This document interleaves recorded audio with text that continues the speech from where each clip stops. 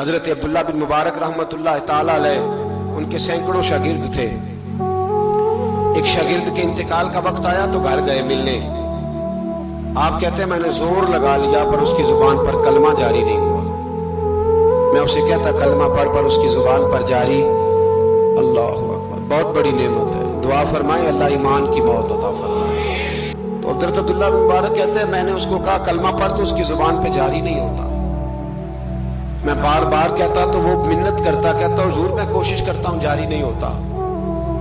فرماتے میں پریشان ہو کے اٹھا، ابھی میں دروازے پہ پہنچا تھا اس نے چیخ ماری اور روح پرواز کر گئی.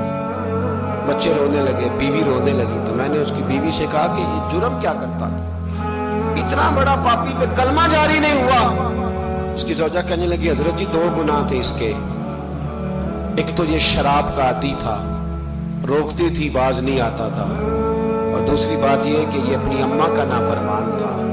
وہ 2 گلیاں چھوڑ کے رہتی ہے، یہ کبھی ملنے نہیں گیا تھا.